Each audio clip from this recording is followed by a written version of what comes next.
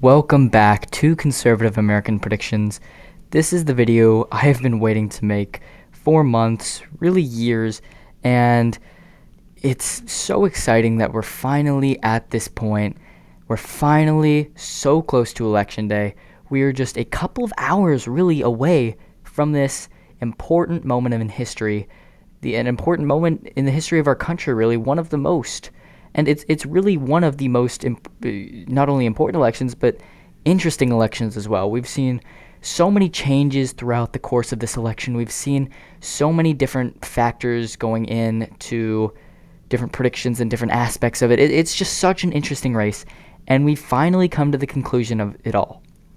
And today, I'm doing my final presidential prediction. So as you can see, Donald Trump starts out with 152 electoral votes. Kamala Harris, 191. A couple of states are considered only safe, while many others are considered very safe for each candidate. Now we're going to get into the likely states.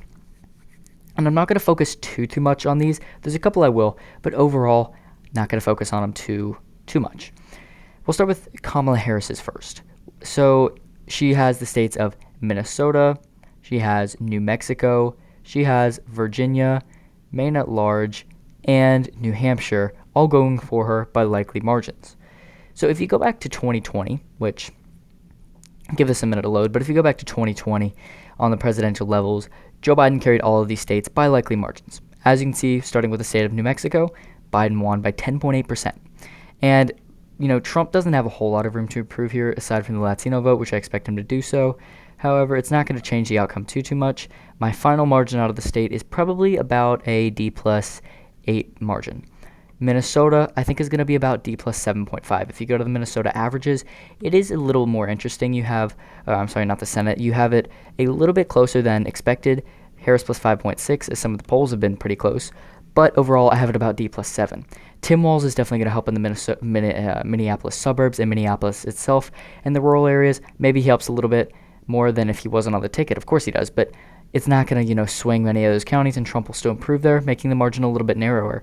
Also, I did forget the 2nd District of Nebraska. My apologies. This district voted for Joe Biden by 6.6%, and I expect it to improve for Kamala Harris, voting for her by 8 points this year. And then out of the state of Maine and New Hampshire, we'll jump to those real quick. Maine voted for Biden by 9.1, New Hampshire by 7.4. And both of them I expect to beat likely margins for Harris this year, except New Hampshire will trend a little bit left, Maine trend a little bit right. So New Hampshire, I think, is going to be about a 7.5 to 8 point win for Kamala Harris. I'm going to say 8 points right now. And Maine at large is going to be about an 8 point win for Kamala Harris as well. So both are 8 points. However, they do shift in opposite directions. And then the last likely state for Kamala Harris, Virginia. This poll average is pretty interesting. And as you can see, it's maybe a little bit less than Kamala would want to win by. It's a 6.2% margin, as a poll came out showing Harris only winning by 1, which is pretty interesting. But overall, I think it's going to be likely, and probably a margin of about 7.5 points for Kamala Harris. I think she's going to do pretty well in Nova. She's maybe going to even improve in some of those counties. However, in rural Virginia and Virginia Beach, you're going to see Trump improve the most, and this brings the margin down to 7.5 points. And now for the likely Donald Trump states. They include the state of Alaska, Texas, Ohio, Iowa, and Maine second. One thing I do want to point out, I am basing a lot of this off of what we know about the early vote right now as well. And states like Florida, they are considered safe for me because of the early vote. Republicans have a 12-point advantage right there, right now in the state of in the state of Florida, which does indicate a pretty strong performance. So that is why I have it safe, and that's also why I still have some of these other states likely when some recent polls might suggest otherwise. And specifically, I'm talking about the state of Iowa. The Ann Selzer poll came out last night and showed Kamala Harris leading the state by 3. The chances of this happening are next to nothing, and Ann Selzer has always been a very, very accurate pollster, and I don't really know what's wrong with the poll this year, but I'm just not buying into the narrative that it's going to be that close. In fact, I do have it narrowly trending to the right. I think it's going to be about an 8.5 point win for Donald Trump. However, Harris does technically, I suppose she does have some room to grow. I'll look at a county map for this one. I think that she could grow in Johnson, Lynn counties. She could grow in Story and Polk County. I do expect her to do so. I think Scott could maybe trend in her direction. However, I think that you're going to see Trump improve in a lot of the rurals. You're going to see him maybe improve in some of these other counties. Scott County could trend either way, but overall, Harris does have some room to gain, but not enough to bring it down to a 3-point win for her. And this is such a right-shifting state. Like, I don't even know why her poll was showing that, and that's very confusing. But again, overall, Iowa shifting to the right by probably like half a point, but it is still a right shift nonetheless. An 8.5-point win, maybe a 9-point win, somewhere in there. And then Ohio, probably about probably a 9-point win as well. Very similar to Iowa, interestingly enough. It did vote by a similar margin in 2020 as well, 8 points. And Iowa usually votes to the right of them, so I expect it to a little bit this year. Actually, I'm going to change Iowa. I'm going to say Iowa is 9 points, and Ohio is 8.5. So pretty interesting margins here. I think that both areas you're going to see Harris gain in the suburbs, but overall they're going to shift to the right. Main second, we'll get that out of the way with. As you can see here is a Trump plus 7.4% win. I expect it to be a Trump plus probably, I don't know, maybe 9% win right now. And that's an improvement, and that gives him another electoral vote. Also, one more thing I do want to point out. I did say that the Ann Selzer poll will determine a lot of the outcome. I still think it does. However, I think it's so far off that it's not going to determine as much as we thought it would. I would trust a Trump plus, I don't know, like 5 or 6 poll a lot more than I would trust a Harris plus 3 poll. Because with the Trump plus 5 or 6, you could say, oh, wait, that shows some shift in the state. But with a Harris plus 3 poll, I just don't know what they're showing. And then we go down to Texas and Alaska. We'll start with Alaska. It was a 10-point win for Donald Trump in 2020. Right now, I'd say it's about a Trump plus 8 win right now, as Harris is going to improve a lot in Juneau and Anchorage, and this is going to narrow up the state. And then the last one, Texas, we will look at a county map for this. I have it being about a 5-point win even for Donald Trump, and this is because he is going to improve a lot in the Rio Grande and in southern Texas, as well as western Texas, especially in El Paso. But where he's going to go down, he's going to go down a little bit in Harris County and Fort Bend, but he's going to go down a lot in Williamson, Travis, Hayes County, and its exurban counties, and then also in Dallas, Tarrant, Denton, Collin, and its exurban counties. And this is going to help shift the state down to 5 points, but still barely a likely margin. And now we're left with the final 7 battleground states, which I think could all go either way. We'll start with the highest margin one first, though, and I'm still sticking by this. North Carolina is a lean Republican state. Even after all we've been through, North Carolina will vote for Donald Trump by probably about, I'd say, 2 points, 2.5 points maybe. As you can see in 2020, it was a 1.3% margin, and that was good news for Trump. He did hold on, even though the poll suggested it would flip. But where I think Trump will improve, like he did in 2020, is kind of central northern North Carolina, as well as just northern North Carolina as a whole.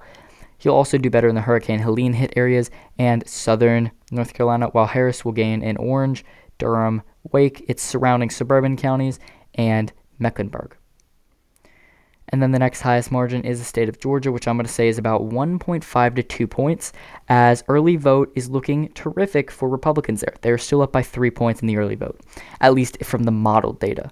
But from what we do know, at least as the last I've checked, there is less African-American voters in the state, or at least voting this year, than there were in 2020, which indicates a wider electorate, which that is good news for Donald Trump, as African-American vote is what carried Joe Biden over the top in 2020, and if there are less voting this year, that could mean that there is a stronger chance that Trump wins.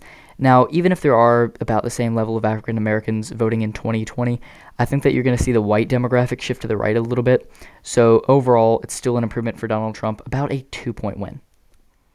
And then the next highest margin, I'm going to say, is the state of Michigan, which I'm going to bump up to a lean Democratic margin of 1.5%. Previously, I had it about 0.8%, but I think it's going to be about 1.5 right now, as Harris is going to improve, of course, in western Michigan, as I already had her doing. She's also going to improve maybe a little bit in Wayne, Oakland, and Waukesha. I could really see all these counties trending either way. Trump's going to get a little bit less now in the working class areas and in rural Michigan, and Harris potentially has the potential to gain in kind of this part of Virginia, in Michigan, up in this corner of the state. And maybe she doesn't, maybe she does. But overall, that is a improvement from my last prediction for Kamala Harris. That is a lean margin, again, 1.5% for the vice president. And now we come down to the 4 final states. They are all tilt margins in my opinion. However, I'll start with one for Kamala Harris. This is the state of Nevada. And the early vote is looking good for Republicans right now. However, just like 2020 and 2022, I expect Democrats to catch up in it and overtake the Republicans, meaning that they will win Nevada by a tilt margin. And yeah, Republicans do have some ground to gain in Clark. They potentially could, and in some of these rural counties. But I think that Harris will gain enough in Carson City, Story, and Washoe County to shift the state, or to keep the state from shifting enough over to the Republicans. But it is still very, very close. And then after that, the state of Arizona. I have it going to a Republican still. And this is, again, because of the early vote. The early vote showed Trump up by, it shows him up by about 9 points in the state right now, anywhere between 7 and 9 points, I believe. And that is terrific news for Trump. And that is Republican v. Democrat, by the way, not necessarily a Trump advantage. This is a Republican advantage. Now, you have to figure there are a lot of registered Republicans in the state who are moderate, who are McCain Republicans, who will vote for Kamala Harris. You have to figure that in. And even with that, I think Trump is still narrowly favored. What you're going to see happen is Maricopa County shifts to the left, Pinal County shift narrowly to the right, others rural counties shift narrowly to the right. You're going to see the northeastern part of the state shift a little bit right, especially Navajo County. But then where you're going to see the most shift is in places like Yuma, Pima, Santa Cruz, and Cochise counties, which are all border counties. And with immigration being a huge issue, I expect Trump to gain there. And now we come down to the final 2 states which will decide the election, Wisconsin and Pennsylvania. Both states, I think, are so close right now. But as of now, I am going to give the state of Wisconsin to Kamala Harris. And I think it's going to be very, very narrow. But with how left-leaning that Selzer poll was out of Iowa, it is making me think that could carry into Wisconsin a little bit. Maybe not, that it's, some huge Democrat win now, but still that a Selzer poll usually does indicate how the nation will vote. I think what you're going to see is Harris improves a lot in Ozaukee, Washington, Waukesha, and Milwaukee. Racine and Kenosha barely shift to the right, and some of these kind of exurban counties around Milwaukee maybe shift to the left, and of course the Green Bay area shifts left, maybe even Door County. And you're still going to see Trump gain a lot in the northern part of the state, and in especially in Bayfield, Ashland, and Douglas, and you're going to still see him gain a lot in the southwestern corner of the state. But maybe Harris gains in Dane County, maybe some of these surrounding suburban working class counties shift a little bit less than I previously expected, and that's what gives Kamala Harris the narrow win of 0.1%. And the last state, Pennsylvania, this is the final state in my final prediction. I actually have a bet on this state. It's a pretty funny bet, but I did bet that Trump would win it. It was a couple months back. Well, I'm going to lose that bet because I have it going to Kamala Harris. That brings her to 276 electoral votes to Donald Trump's 262. I think it's going to be so narrow, but I do think at the end of the day, you're going to see Kamala Harris hold the state by probably 0.25%, giving her the presidential election and making her the first female president of the United States. So Joe Biden won it by 1.2 in 2020, and as you can see, it was a pretty interesting county map. This was it compared to the 2016 map. I think what you're going to see is Trump improve a lot in Luzerne, Lackawanna, Monroe, Northampton, and Lehigh. Then Bucks narrowly shifts right, Center narrowly shifts right, Erie flips, Allegheny, as of now, I'm going to say shifts a little to the left, but its surrounding counties take a large shift to the right. Dauphin and Cumberland do shift a little bit left now, and you're going to see, of course, Lancaster and Berks shift right, but then where you're really going to see a left shift is in Philadelphia, Delaware, Chester, and Montgomery counties. And that is going to give Kamala Harris the win out of the state and the win overall, bringing her to 276. So this is my final election video. This is my final prediction. However, before election night, there are still several races I could change. Any state that is considered lean or tilt right now, I think could go either way. And I will be, if I do change a margin, if I do change a House race, a Senate race, a presidential race, of course I will let you guys know on my on my community tab. So make sure to stay up to date with that. Anyways, I hope you did enjoy this video. Comment down below who you think is going to win, and I'll see you guys next time.